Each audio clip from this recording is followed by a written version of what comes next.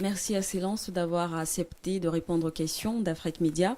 On va s'intéresser à vos activités. Tout d'abord, comme ça, quels sont donc les objectifs poursuivis par la fondation que vous avez créée?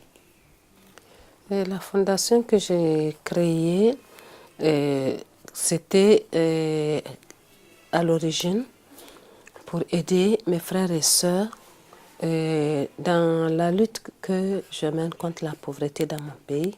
Vous n'ignorez pas que le Niger est l'un des pays les plus pauvres au monde. Donc c'est juste pour apporter ma petite pierre pour l'édifice. Et ce qui m'a obligée à choisir 4 axes, Oui, mettons, oui, la santé, oui.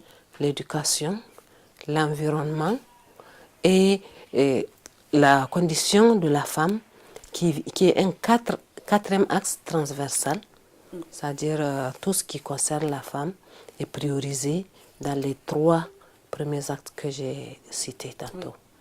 Donc voilà en gros et les axes sur lesquels travaille la fondation. D'accord. Alors, Excellence, on va poursuivre. On vous présente justement comme la marraine, pour ne pas dire la championne de la lutte contre le paludisme. Est-ce que vous menez plus d'actions? Est-ce que c'est plus axé justement sur la santé? Ce n'est pas plus axé sur la santé, mais la santé est un axe primordial Oui, dans tout pays en développement. Il faut d'abord être en bonne santé oui, pour mener toute autre activité. tout à fait. Et dans notre pays, vous n'ignorez pas que l'Afrique a 90% des cas de palu sont en Afrique subsaharienne. Donc la lutte contre le paludisme est une priorité pour nous autres subsahariens. Et voilà pourquoi je suis très engagée dans la lutte contre le paludisme. Alors, si on parlait en termes de bilan aujourd'hui, depuis la création de votre fondation, quel peut être le bilan, justement, quel est le bilan qu'on peut établir par rapport à vos activités? Et nos activités sont multiformes. Oui, Par exemple, concernant l'éducation, mm, nous avons eu un grand projet qui est celui de la promotion de l'excellence dans les écoles. d'accord. Nous organisons une grande cérémonie de remise de prix pour tous les écoliers du Niger concernant l'école publique. Donc, nous avons fait notre 7e édition et bientôt, en septembre, nous ferons la 8e édition. Et pour ce qui est du résultat, ça a créé une émulation au sein des écoles et ça a fait que les écoles qui avaient abandonné les cérémonies de remise de prix aux élèves sont revenues aujourd'hui à cette pratique. Ce qui est très bien parce que quand il y a la compétition, tout va bien. Et ça, c'est concernant l'éducation. Le deuxième prix, le deuxième point concernant l'éducation, c'est la lutte contre l'illettrisme électronique, ce qu'on appelle aujourd'hui illettrisme électronique, c'est-à-dire les gens qui ne savent pas se servir d'Internet et du matériel informatique. Et pour ça, nous avons créé des salles informatiques au sein des écoles. Nous avons équipé une vingtaine d'écoles et ça a créé une émulation. Ça fait que les écoles privées, en voyant que les parents et leurs enfants sont intéressés par cet aspect, se sont automatiquement équipés de salles informatiques. Et c'était ça notre objectif, démocratiser l'utilisation de l'outil informatique. Donc nous sommes en chemin. Et d'autre part, nous luttons dans le cadre de l'éducation de la jeune fille. Je vous ai dit que tout ce qui concerne la femme est contenu dans les autres axes. Tout à fait. Et nous donnons priorité à ce qui concerne la femme. Donc, dans nos activités, chaque fois concernant l'éducation, qu'il y a des questions de jeunes filles, nous priorisons. Nous essayons de soutenir les filles en collaboration avec des ONG de la place et certaines sociétés, les filles en cours de scolarisation pour qu'elles n'abandonnent pas. Et nous essayons d'aider les parents et les filles à aller à l'école. Parce qu'il faut que les parents acceptent d'envoyer leur fille à l'école. Et une fois qu'elle y est, il faut qu'elle y reste le plus longtemps possible. Et ça nous permet aussi de lutter contre le mariage précoce.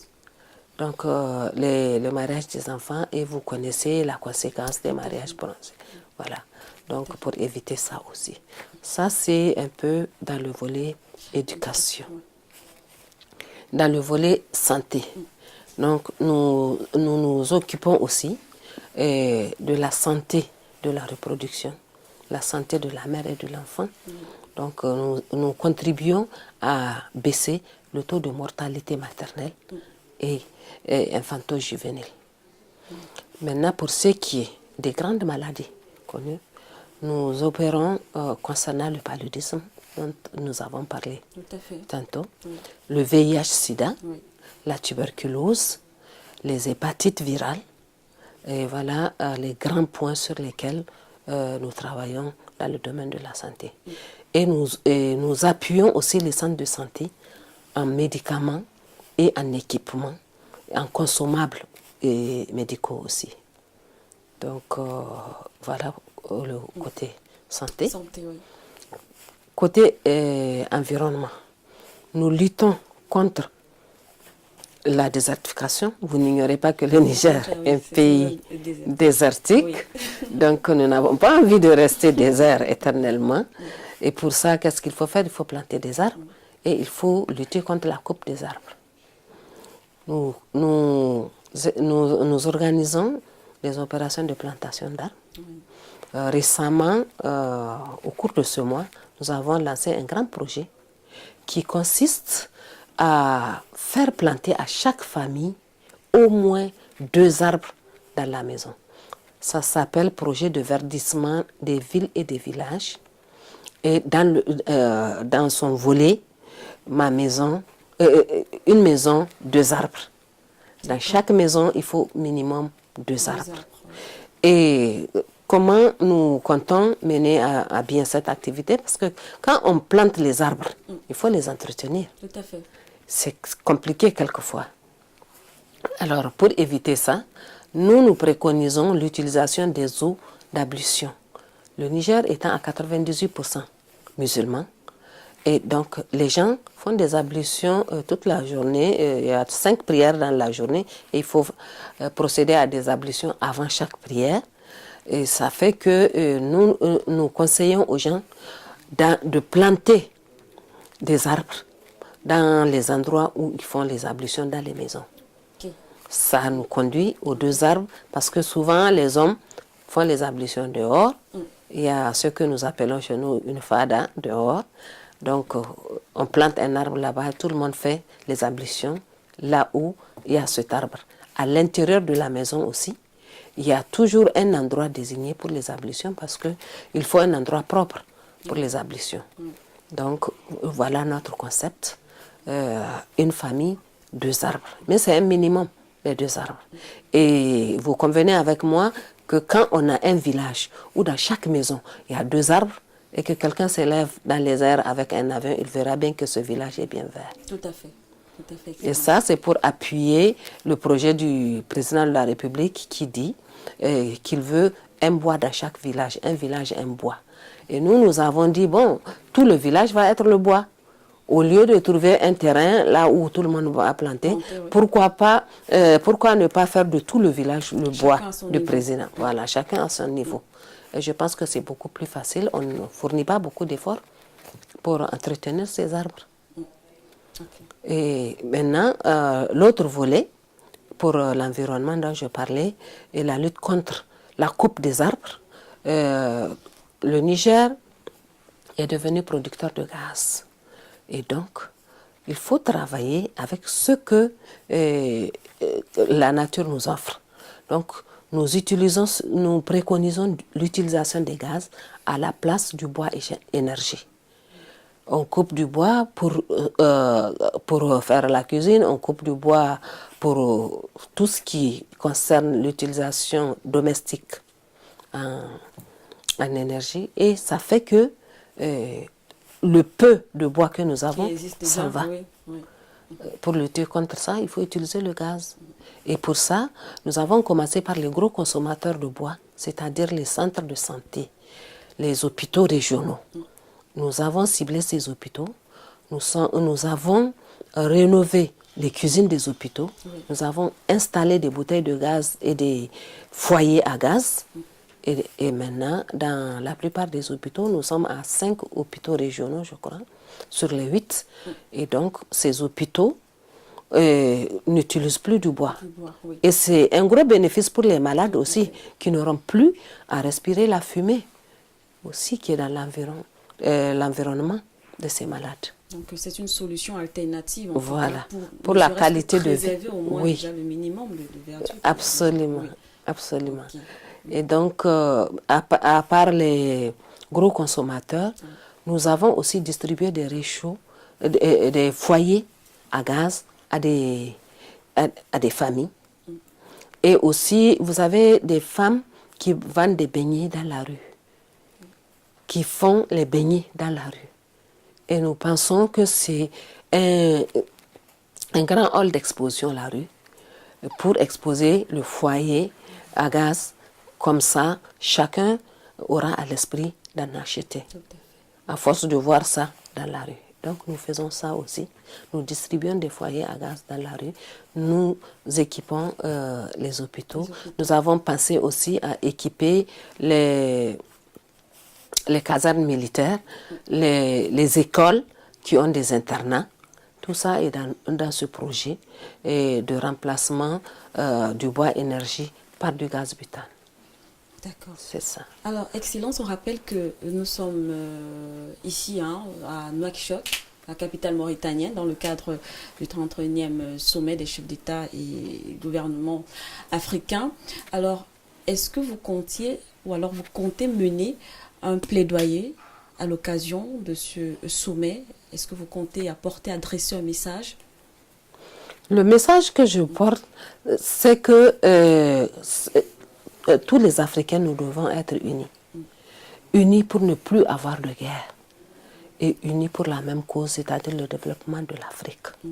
Nous devons nous sentir tous frères et sœurs et nous devons être les acteurs pour une même cause. Donc, le message que j'ai à lancer, c'est par rapport à ça. Nous devons être tous unis pour le développement de l'Afrique. Solidarité. Solidarité. Pour quelle que soit la cause, que ce soit la guerre, que ce soit la malnutrition, que ce soit les déficits alimentaires, etc. La santé, l'éducation, nous devons être tous mobilisés pour faire avancer l'Afrique. L'Afrique ne doit plus être un continent pour lequel les autres doivent se mobiliser et auquel il faut venir en aide. Nous devons nous aider nous-mêmes. Excellence va sortir avec peut-être une note un peu plus, on va dire un peu plus relaxe.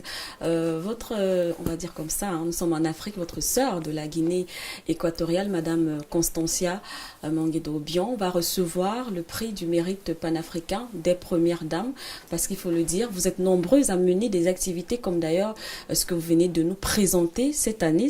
Elle vous précède de toutes les façons. Oui. Elle reçoit donc ce prix justement par rapport à ses activités également. Alors, est-ce que vous avez petite impression, comment est-ce que vous percevez cela? Je présente toutes mes félicitations à ma sœur Constancia, que je connais très bien. J'ai vu une école qu'elle a à Malabo. À Malabo, la capitale. Oui, à Malabo, j'ai vu son école et vraiment, ça m'a fait chaud au cœur de voir à quel point elle pensait aux petits-enfants. Je pense que ce prix est vraiment mérité. Et je l'encourage à aller de l'avant et je lui présente toutes mes félicitations. Merci. Mais déjà, ce qu'on peut dire, Excellence, c'est que vous êtes également plébiscité par nos téléspectateurs, nous recevons concernant justement par vos actions qui sont également de plus en plus connues sur le continent noir. En tout cas, merci beaucoup, Excellence, d'avoir accepté de répondre à nos questions. C'est moi qui vous remercie. Merci.